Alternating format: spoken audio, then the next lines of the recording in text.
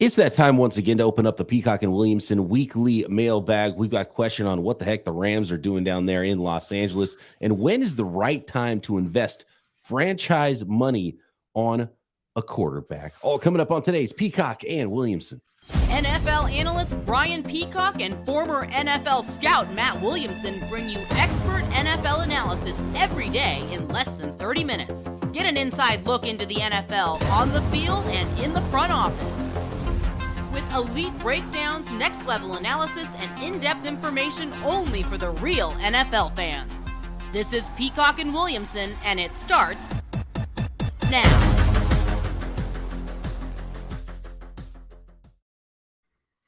Welcome to the Peacock and Williamson NFL Show. Brian Peacock alongside Matt Williamson at BD Peacock at Williamson NFL. That's where most of these questions came from on Twitter. You can hit us up on the YouTube comments as well to get involved with our Thursday mailbag episodes as we get ready for the 2023 NFL season. And we appreciate everybody making us your first listen on the Locked On Podcast Network. Make sure you are subscribed up on that YouTube channel and everywhere you get your podcasts.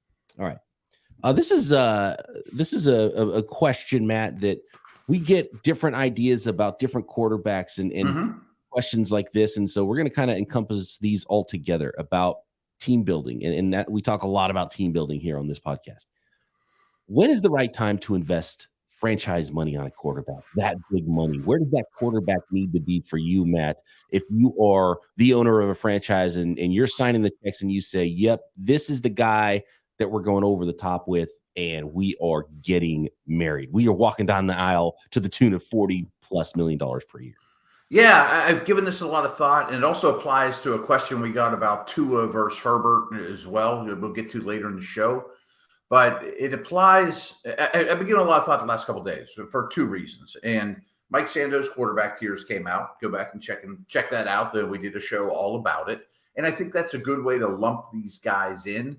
And, of course, I've brought that up concerning Kenny Pickett. I'm sitting here with my Steelers gear on. I'm going to go down to watch practice as soon as we hit the stop recording button. So Pickett, to me, is like the perfect example, or Daniel Jones a year ago. And here's the way I'm starting to look at it.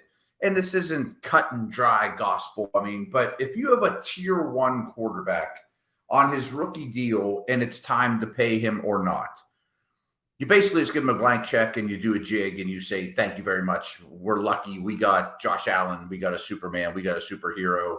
Burrow and Herbert qualify for me. You know, like you got one of those guys. You're one of the lucky squads out there. There's probably 5 of them at any given time. You should be a contender during the duration of that contract. Now, if you're a true tier 2 guy like Dak to me is a really good quarterback. He's a tier 2 player.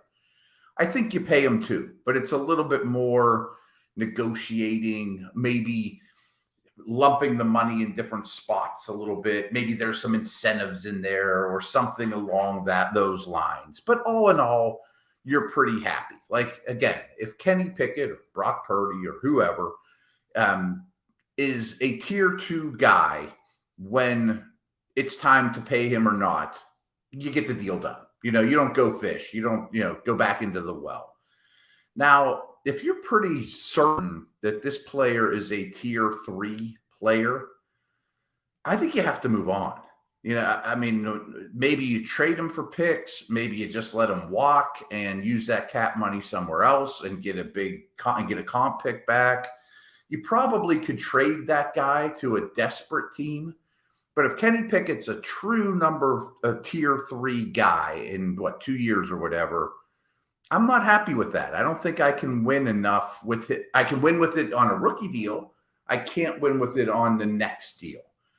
But where it gets foggy, and I think Daniel Jones sort of applies here, is if you use this parameter, I think the Giants said Daniel Jones is a 4 or a 3, but he's really pushing towards a 2, which I think, BP, you and I disagree with. I don't think he's even resembling a 2, but the way they paid him makes me think that he could be a 2.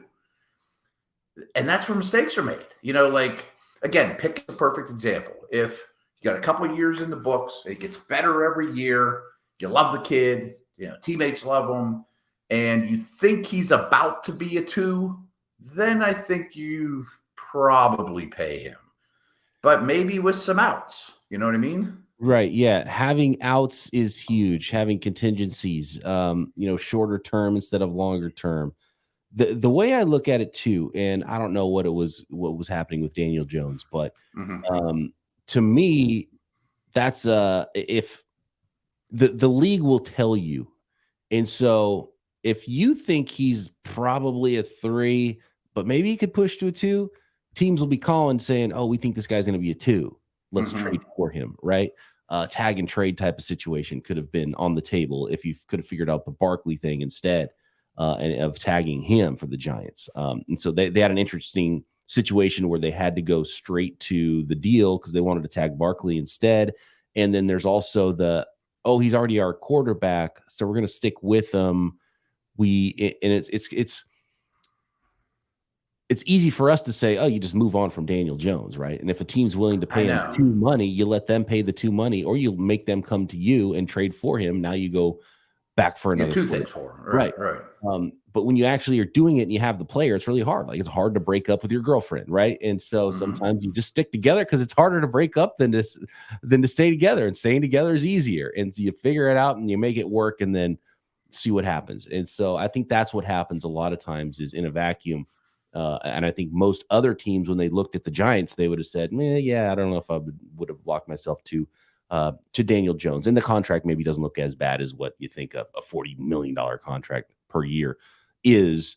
So they did give themselves a little bit of wiggle room there. And if you can fit it in and it's not going to hurt you, then you can kind of wait and see on that. And that's fine too. And you're building something, you're trying to win football games, and fans don't get fired, but coaches and GMs do. So it's a lot easier to limp things along. But I think that's where that line is somewhere above Daniel Jones, where I just wouldn't have paid him. He's not the guy that I would have paid. And there's nothing that I saw from him throughout his career. And if Brian Daboll's that good, go get a better quarterback, then coach him up. And now where are you going to be? Right. And so that's right. I would have kind of gone a different direction if I was the New York Giants there. And then, yeah. You trust Daboll and you say, go sign DeAndre Hopkins and trade for A.J. Brown, Right. Or trade for Zach Wilson or Trey Lance. Or right.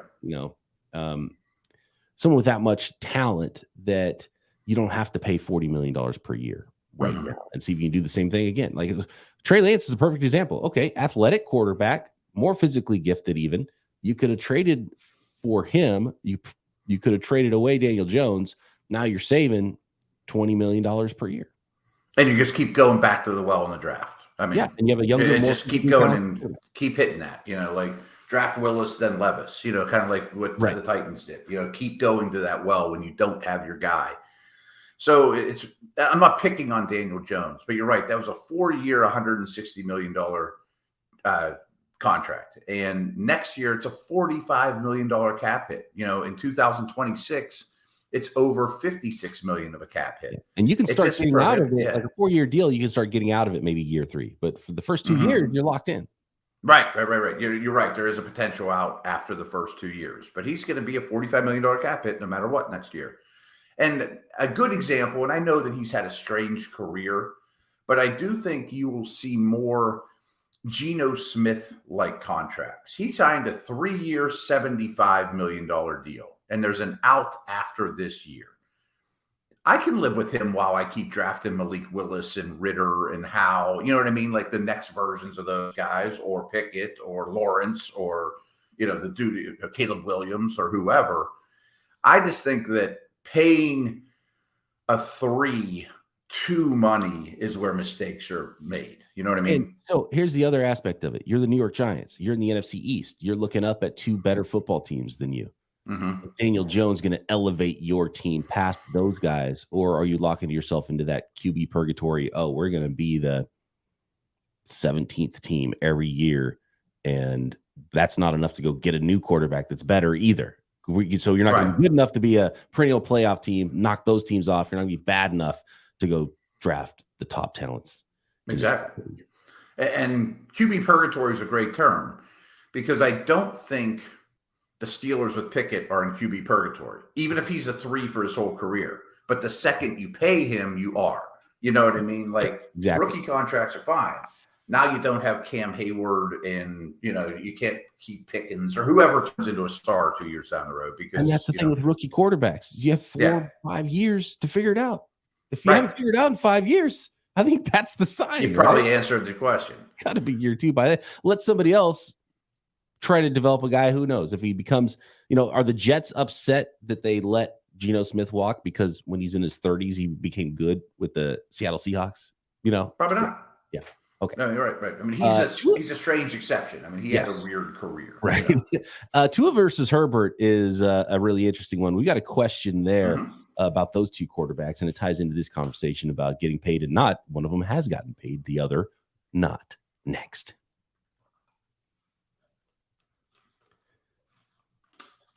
Today's episode of Peacock and Williamson is brought to you by LinkedIn Jobs. These days, every new potential hire can feel like a high-stakes wager for your small business.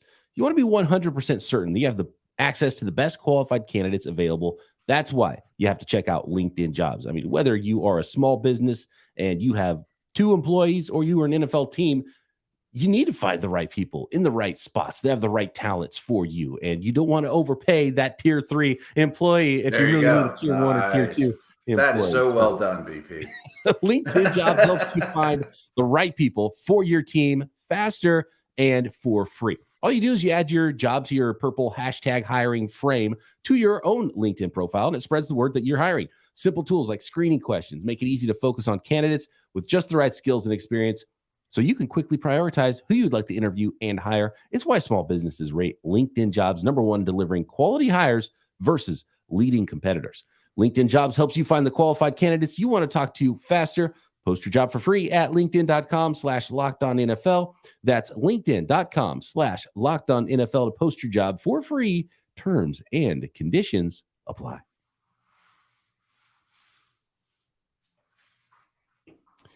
All right. We have a question here from, let me dial it up here. This is from, and clearly this is a Tua fan, a Miami Dolphins fan. If I can find it, this is from Dave. And he says, if you accept Tua is a better quarterback than Herbert by the end of this season, will you ship me a box of Built Bars to the UK? Yes. And I love that question. And yes, Dave, I will absolutely send you a box of Built Bars to the UK if whatever that UK shipping is. If Tua is a better quarterback than Herbert, because the league has told us, like we just mentioned, Herbert $52 million per year. Was it 5 years, $260 million contract? And with Tua, not only is it a talent thing and a performance thing that Herbert has been better so far throughout his career, but then there's the health thing on top of it. So look, the Miami Dolphins could have a better season than the Los Angeles Chargers. That's not going to get you a box of Built Bars. Nope. Is Tua a better quarterback than Justin Herbert? It would be tough for me to see a scenario when that is the case after this year. But I would want a follow-up question is, why do you think that would happen? That Tua's are people sleeping that hard on Tua, or is Justin Herbert just overrated? And I have heard the Herbert is overrated argument before. And I think I think a lot of it is down to team success. And that's, that's somewhat fair because that's how quarterbacks are evaluated in the NFL. Yeah, I think that's the big thing with Herbert. And even reading like Sando's write-ups on Herbert was like, well, let's see him win. Let's see him win. You know what I mean? Like, don't blow the lead in Jacksonville. Was that his fault entirely? Of course not. But it doesn't reflect well on anyone in the organization, especially a quarterback, a head coach. Perfect draft year to have the conversation we started for the show, because Hurts was a massive unknown 1 year ago. Did so much in this past year that, he's our guy. Pay him. Great. Burrow, he's injured at the moment, but he's going to get paid at least what Herbert did. Easy one. He was 2 or 3, and he was a tier 1 guy. Herbert's a fringe tier 1, tier 2 guy. I think he's clearly a 1. If we were drafting quarterbacks, I might take 4 guys ahead of him. That's it. So I'm paying him gladly, doing cartwheels in the process, just because I have him. You have him at the end of tier 1. I have him at the beginning of tier 2 for Herbert. Okay. For the reason, which is where he had landed. Yeah. And and Tua's a full tier below that. He's either the Correct. end of tier 2 or he's the beginning of tier 3 probably is where he is. So a couple things on Tua, and I think we know his strengths and weaknesses at this point. Obviously, durability is your biggest concern, staying power. But those top guys, to me, can fit any system, and you don't have to bend over backwards in terms of fitting this square peg into a square hole. But still, I mean, clearly Andy Reid's offense is different with Pat Mahomes than Alex Smith. I mean, everyone is a system quarterback. Brady, Manning, they're all system quarterbacks. And if system doesn't match quarterback, no matter how talented you are, you're not getting the most out of the player. But I think, for example, if you asked Tua to do Herbert stuff and you asked Herbert to do Tua stuff, it would go much better for Herbert than Tua. But I also think Tua and McDaniel in Miami are extremely good matches, and so this is a compliment. It's almost like, oh, he's a possession receiver. He stinks. No, he moves chains time and time again. No, he's a system quarterback. He's in the right spot. Brady was in the right spot with Belichick.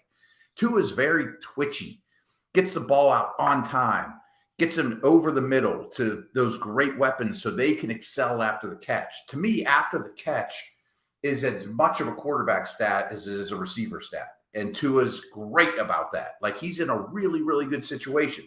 So for the Dolphins, which is all that matters, we're not judging him for the Raiders or the Saskatchewan Roughriders or whatever. I only care about for the Dolphins is right now I see Tua as the perfect tier 3 guy, but I could be convinced he's a tier 2 Dak level player for that offense, and then you pay him.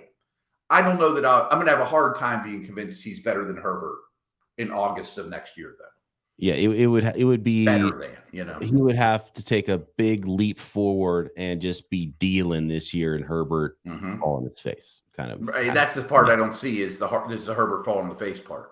I want to go to Steven, who chimed in on this idea of Herbert in the pro Herbert side of things on YouTube. He says, I think Herbert is clearly tier 1 and can be argued over Burrow or Allen behind Mahomes. He says, let me ask this. If last season Chase missed half the year, Higgins missed half the year, Boyd missed half the year, the O-line was decimated with injury, and the defense lost their 3 best players. Not only that, Burrow broke his own ribs early in the season. Do we believe he's winning anything?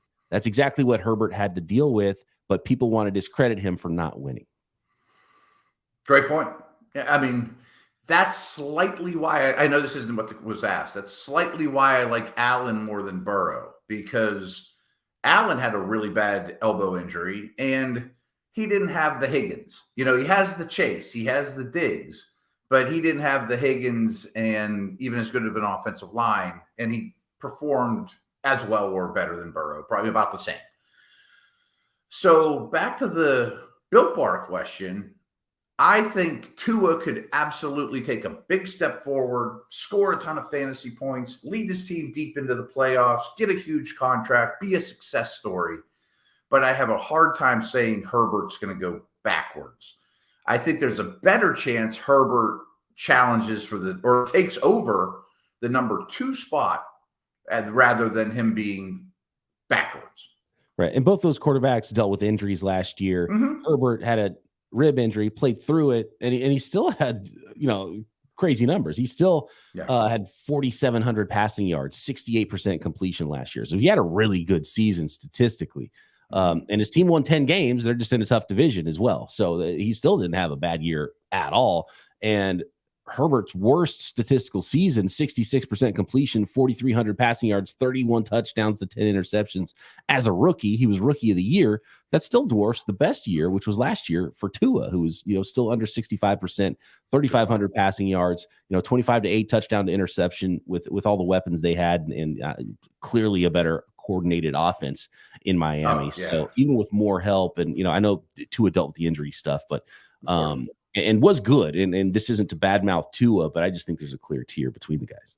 Me too. Talent-wise. Dave also, the other thing with Dave is if we turned it around and we said, okay, well, if Herbert's still better than Tua, at the end of the year, then will you send us a box of, I don't know, whatever from the UK? He might not take that because it's pretty one-sided. It's easy for him to say that. Sure. But still, I think Dave in his heart knows it's unlikely, but I think it's his way of saying Herbert's overrated, Tua's underrated. And, I like this argument from both sides of the Tua Herbert thing. And it's interesting they were drafted together in 2020. Now Herbert's been paid and Tua has that opportunity to show he's the guy, stay healthy this year, and he'll get paid too.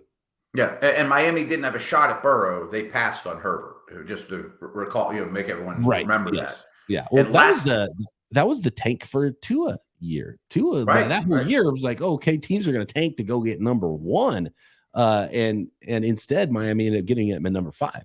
Yeah, and Burrow comes out of nowhere. Right. And lastly, too, I mean, I know Tua, Armstead wasn't healthy the whole year, too, but they lost Rashawn Slater. I think they got 0 snaps out of him. And to me, he's top 4 or 5 left tackle, too. Like, that was the one thing that the email or the YouTuber just didn't mention, too. It was another huge hardship to get over. What the heck, Matt, are the Los Angeles Rams doing this season? And more questions from the Peacock and Williamson mailbag next.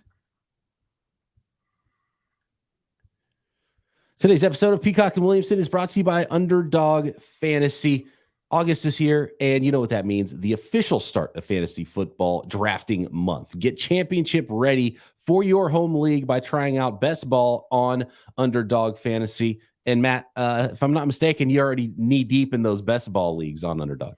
Oh, big time. I'm loving them. I've probably been in a dozen so far. There's all kinds of different varieties. You can go for the big money. You can get in like 12-team leagues that are only $10. I like doing that. And frankly, I'm in the middle of 3 slow drafts right now. And about every hour or so, I get a notification on my phone. Who do I get to pick now? Yeah, it's fun. No better way to get ready for the season than Best Ball drafts. And you get to go back and check on these Best Ball drafts, because what the Best Ball is all you do is you do one live snake draft, no waivers, no trades. You don't have to set your team all year. Right. Underdog automatically sets the best lineup for you every week based on all your players. That's why it's called Best Ball. So whatever your best lineup would have been every week is automatically input. That's the score you get. Yeah. So try it out with Underdog's Best Ball Mania tournament. The largest fantasy football contest of all time is back, and even bigger, with $15 million. You heard that right. $15 million total prizes up for grabs, including an absurd $3 million going to the winner. Last year, the winner drafted their team in July. So don't wait around. Visit underdogfantasy.com or find them in the App Store and sign up with promo code Locked On to get your first deposit doubled up to $100. That's Underdog Fantasy, promo code Locked On.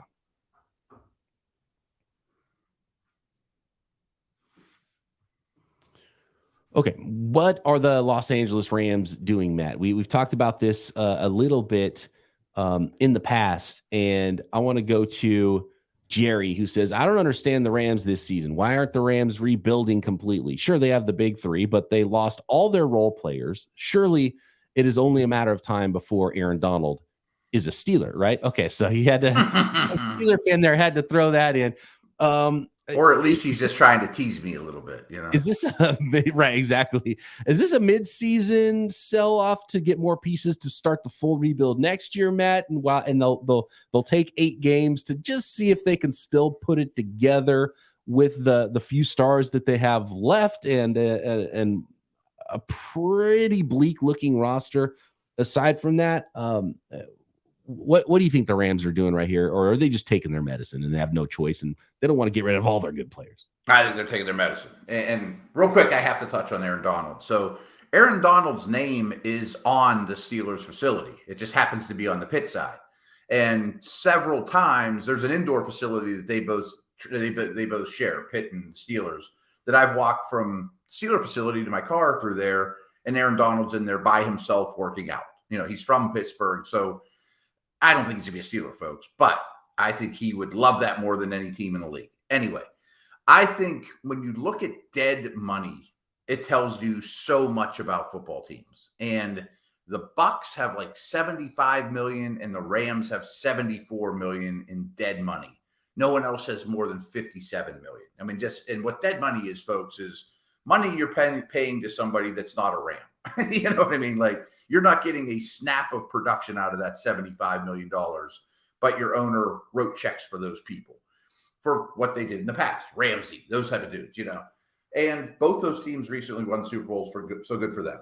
But I honestly believe that if somebody would have offered something for Stafford, they would have taken it in a heartbeat. I mean, at his age and at his, cost and injury history, I think that you could have got Stafford off their hands easily.